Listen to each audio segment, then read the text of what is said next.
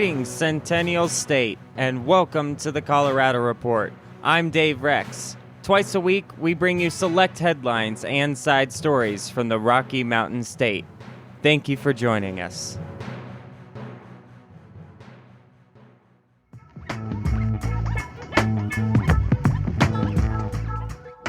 For this Sunday edition of the Colorado Report, we have two stories from the Denver Post. The first one, headline news, quote, "It's a dragnet. Police are far more likely to cite Latino youths for violating Denver's juvenile curfew." The accompanying photo has a blurb below it saying, "Traffic rolls down Federal Boulevard," which has been heavily targeted during enforcement of Denver's juvenile curfew. 67% of the kids cited under the law this year are Latino. The article is by Andrew Keeney. By Rosa's telling, she was out just before midnight. She had finished work at Wendy's, met some friends, and picked up food from McDonald's. They settled in at Barnum Park, just off Federal Boulevard. They didn't plan to stay long, she said, but she wanted to relax after her friend's late shift.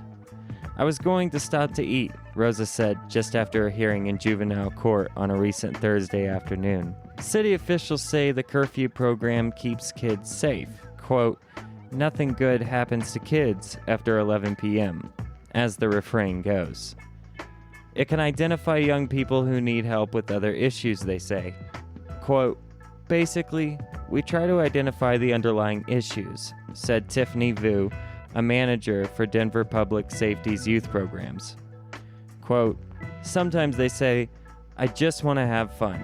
Sometimes they say, I don't want to be at home because mom is abusive. Dad's an alcoholic."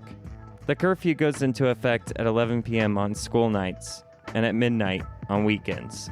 It's effective year-round, but police deploy overtime curfew patrols only from April to September. Several neighboring cities have youth curfews too. Offenders may be enrolled in a diversion program, which can involve mentoring, community service, academic monitoring, and more for up to 3 to 6 months. But magistrates also warn juvenile defendants that a guilty plea can hurt them in immigration proceedings. And in some cases, a curfew charge results in an adult court record or even a warrant. Quote, "They're exactly the kind of policies we need to be scrutinizing heavily if we're concerned about racial bias in policing and improving trust between communities of color and police," said Jennifer Dolick, an economics professor and criminal justice researcher at Texas A&M University who has studied curfews. Quote, "At this point, there is truly no good evidence that these policies improve public safety, and my own research shows it and makes it worse." Then Mayor Wellington Webb introduced Denver's modern curfew law in 1994, after the city's so-called Summer of Violence, mirroring a national response to fears of youth crime and gangs. Instead of $33 tickets, police would take kids to recreation centers and cite their parents. From the beginning, questions of ethnicity and location dominated the debate. Residents of Washington Park protested the holding station in their neighborhood, complaining that it attracted unwanted people. Others said the program quickly resulted in disproportionate Latino arrests. Quote, "The first couple of years, I have to admit, I wasn't very happy because Chicano youth and Latino youth are affected more than any other group," said Cisco Gallardo, one of the first employees of Webb's youth program. Quote, "But I've seen the good stuff too. In some years, the curfew's results were more than ethnically balanced than today. From 2008 to 2011, police cited nearly equal numbers of Latino and white kids. Officers reported curfew violations all across the city, including downtown and eastern Denver. But it didn't last. Enforcement today is focused much more tightly along Federal Boulevard. while police have made few arrests on the 16th Street Mall and other former hotspots. As a result, Latinos have made up nearly 70% of curfew arrests in each enforcement period since 2014. Meanwhile, young black people made up about 9% of recent curfew violations, roughly proportional to the population split. Quote, I can go over all this city and see a whole bunch of young people on 16th Street Mall. I see a whole bunch of kids on East Colfax, Lopez said at a council meeting in June. I just wonder why this area of town and why this demographic. Commander Marcus Fountain, who worked in curfew enforcement at the time, said the program simply follows the problems. Quote, as you all know, particularly in certain areas of the city, we have a lot of juvenile activity, Fountain told council members. And I think one of the ideas of the curfew programs is to try to get ahead of that. Try to get ahead of kids getting arrested for other things. Fountain acknowledged that the department has deployed extra curfew runs during Cinco de Mayo, the Mexican military commemoration. A Denver Post analysis found that there have been a total of 26 curfew tickets on Cinco de Mayo nights since 2014, compared to 16 on 4th of July nights. The holidays fell on an equal number of weekdays and weekends. The program also has struggled to pay enough overtime hours for officers to patrol the entire city, leading to a focus on complaint-heavy areas in southwestern and southeastern Denver, according to Lieutenant Marion Penn. Young people often have good reason to be out late, community leaders say. They might be avoiding problems at home, or working because their families need money. Quote, a lot of our kids are affected by the issue, said Candy Sidibiaka, a Denver City Council candidate. Quote, a lot of young people are forced to take on economic opportunities and contribute to their household income. Curfew rules excuse young people who are heading home from jobs and other activities, but they don't allow for any stops. One recent curfew violator, a 17-year-old named Ryan, said she was picked up while she stopped for an Arizona iced tea at a 7-Eleven on Federal Boulevard on her way home from work at a nearby Taco Bell. Quote, I actually lost my job, Ryan said, waiting outside a courtroom with her mother who had driven down from Fort Collins. Ryan, who describes herself as a white with Latino ancestry, had been making $11.25 an hour, money she planned to spend on college after getting her GED. She said she felt she had to quit after receiving the ticket. Quote, I didn't want to risk getting caught. Once they're cited, juveniles are assigned a court date during an early afternoon weekday session. In recent sessions, the robed magistrates in Denver's juvenile court spoke gently with the curfew kids, who waited with their families on wooden courtroom benches or in the jury box.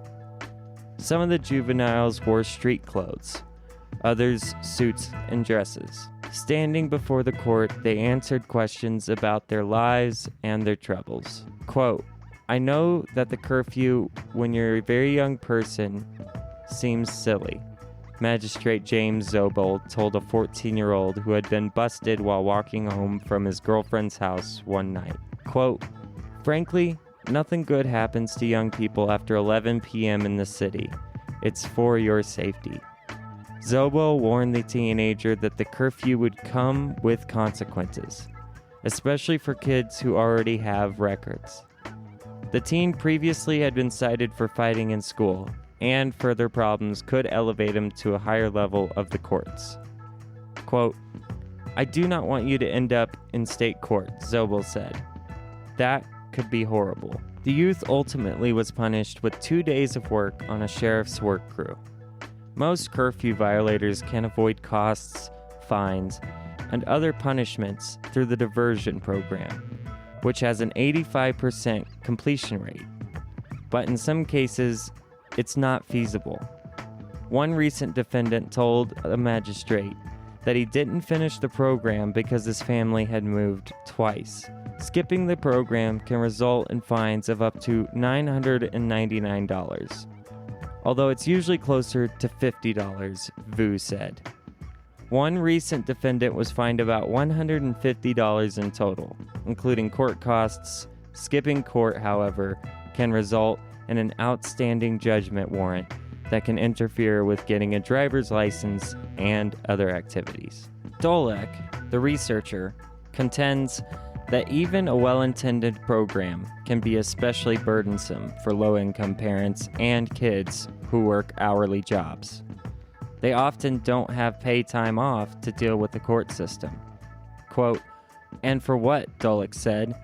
"If this is gaining us something in public safety, then maybe it's all worth it. But in my view, the burden of proof needs to be on the government to say this is worth all this time and energy."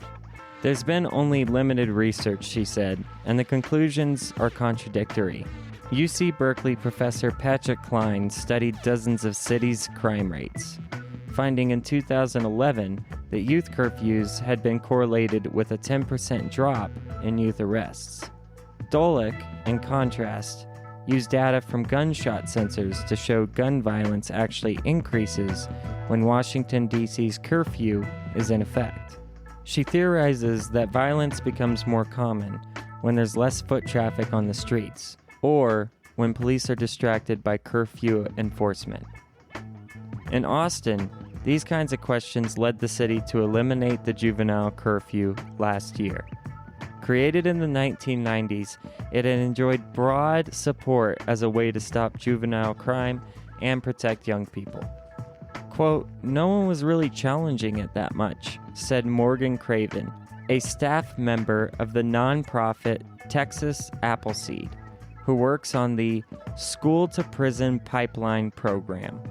Quote, "No one was really talking about how harmful criminalizing these kids for minor offenses can be."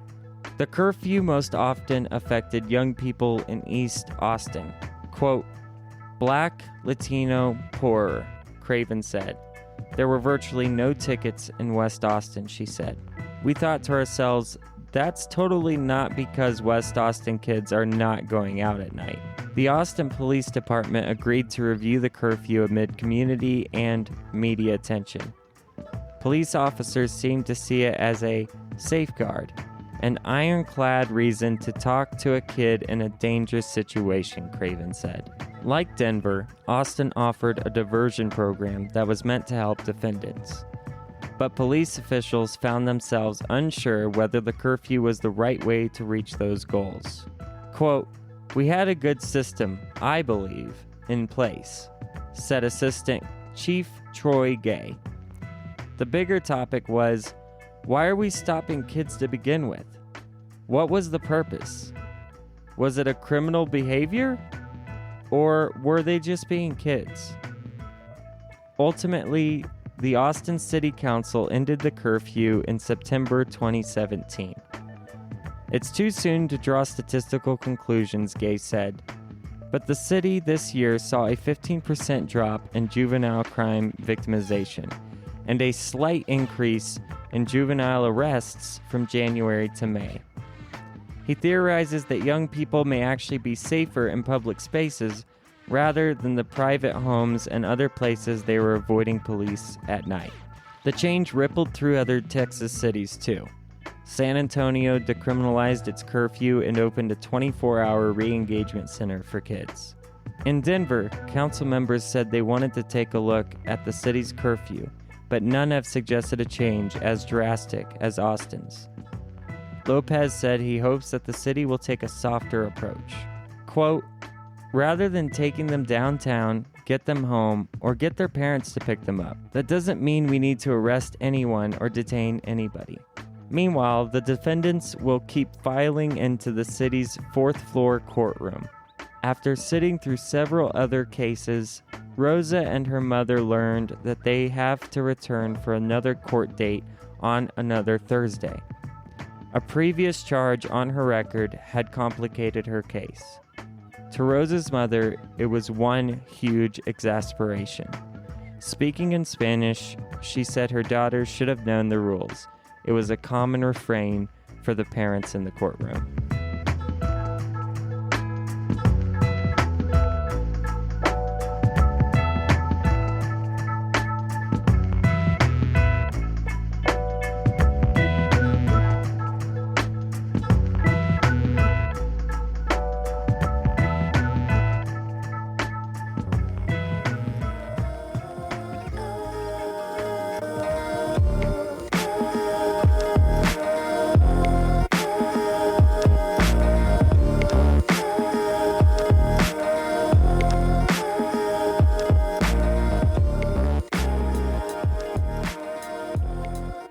our second story from Littleton, Aurora.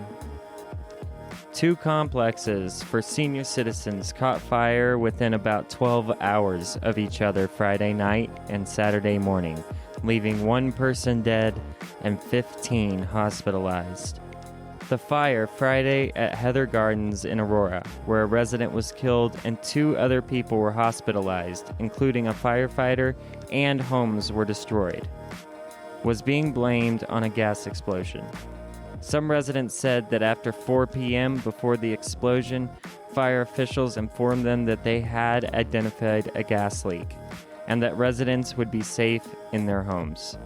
Others, however, had received an email sent Wednesday by Heather Gardens warning them not to even light a match because of a major gas leak between 2 buildings. We ask that you do not light any matches, lighters, candles, or use anything that could cause a spark for the time being, the message read. But multiple residents, including 2 who lived mere feet from Friday's explosion, said they did not receive the email Wednesday. The cause of Saturday's fire at the Southview Place Towers retirement complex in Littleton was still under investigation last Saturday. That fire sent 13 people to the hospital. Because of the age of the building, it was not fitted for water sprinklers, nor a complex-wide fire alarm system, fire officials said. Carlene Augustin bent over her walker and shuffled into the warmth of Littleton United Methodist Church, where the local Red Cross had set up a shelter for residents driven from their apartments by a fire at the Southview Place Towers retirement complex early Saturday morning. Augustin, 67, clung to her oxygen tube and her feline roommate, 8-year-old Zuzu, while waiting to be checked in by Red Cross volunteers. The fire started in a first-floor apartment and produced smoke in every room in the 6-story complex. Quote, "I couldn't see a thing because of all the smoke," said Augustin, who lived on the 2nd floor of the complex for more than 4 years. "Thank God I had my oxygen, or I wouldn't have made it." A fire broke out in another side of the Southview, which advertises to those 55 or older, about 2 years ago, and the residents had to be evacuated then as well, she said. Quote, "Makes you wonder what is going on here," Augustin said. The blaze started about 5:30 a.m. and drew nearly 100 first responders. It's considered a mass casualty incident because of the number of potential victims. Littleton police were the first to arrive after responding to a 911 call and began evacuating residents. Some could not get out of their apartments because of the heavy smoke, said South Metro Fire Rescue spokesperson Eric Hurst. At least 13 residents were transported to a hospital, with 3 considered to be in serious condition, Hurst said. Most appeared to be suffering from smoke inhalation, while some suffered injuries after falling. Quote, "Can you imagine what they saw? It's pitch black and smoke was everywhere. It must have been terrifying," Hurst said. The fire happened in the east side of Southview Place Towers, but no one could determine how many residents were in the entire complex. After being evacuated, most were sheltered across the street and bused to the nearby church. By mid-morning, about 50 residents huddled around small tables, sipped warm drinks, and worried about their homes. Most, such as Augustin, were dressed only in housecoats over pajamas that did little to warm them in the morning's freezing drizzle. Residents said they were told fire crews would test the air quality in their apartments before they would be allowed to get back in. Quote, "I hope I can get back in. I need the rest," she said. Resident Jimmy Jones heard fire trucks, which prompted him to leave his side of the complex Saturday morning. Most of the residents, Jones said, know each other fairly well and looked out for each other. Quote, "And that's a good thing, because when something like this happens, we all want to help out as much as we can." In Aurora, the deceased was identified as Carol Ross. She was found in one of the patio home units at Heather Gardens early Saturday morning, said Sherry Jo Stowell, spokesperson for the fire department. Aurora Fire Rescue said after initial searches Friday that 1 person had been unaccounted for.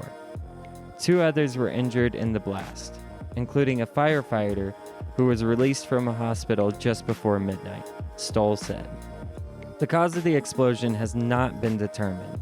Ron Achenbach was sitting in a neighbor's living room Friday night in the Heather Gardens senior community when he heard an enormous crash.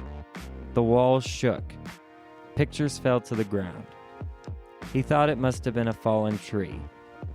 Quote, "Then I saw a fireball the size of a truck through the window. I've never seen anything like that." Allenbach ran back to his house. "I saw people stumbling around," he said. "Flames shot up 6 stories high. The investigation is expected to take days or weeks," Stowell said. Xcel Energy received reports about 5:30 p.m. Friday of gas odor in the area. Before 6 p.m., a large structure fire broke out after an explosion.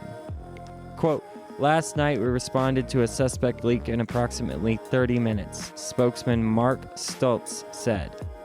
"Upon arrival, we were working with the local fire department to secure the area and were in the process of addressing the leak when the explosion occurred." This was the second gas-related incident at the Heather Gardens in the past week. On Wednesday, Xcel Energy responded to and fixed a gas leak about 3 blocks from the site of Friday's explosion.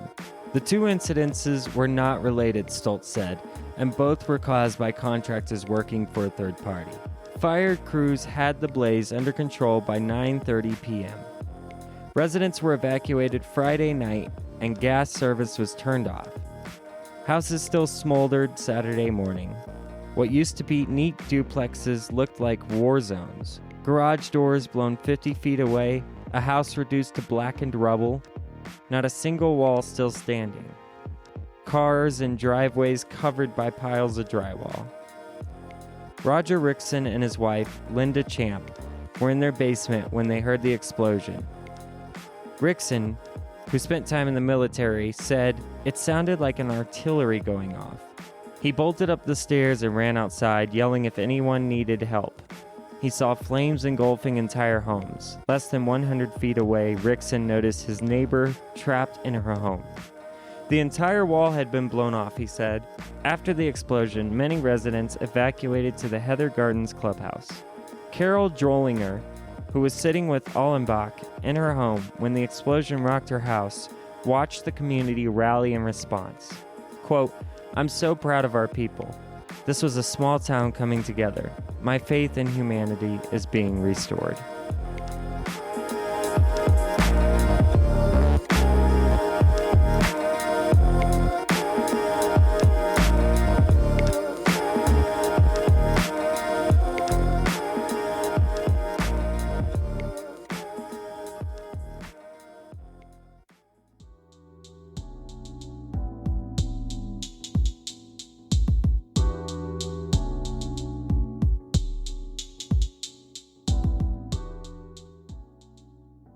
On every Sunday edition of the Colorado Report here, we like to take a moment to mention a small obituary just to let a name live that much further. For this one, we have Joyce Miller, 85 of Westminster, survived by her daughter Sherry and Caitlin, grandchildren Paul and Caddy Miller, preceded in death by her husband Harley, son Scott, and daughter Sandy.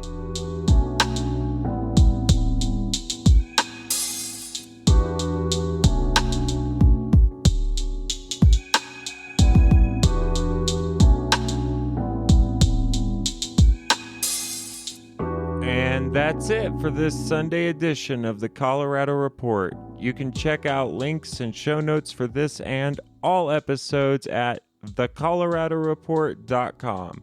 You can email me at coloradoreport@gmail.com. You can tweet me at @thecoreport. I'm on Instagram at Colorado Report.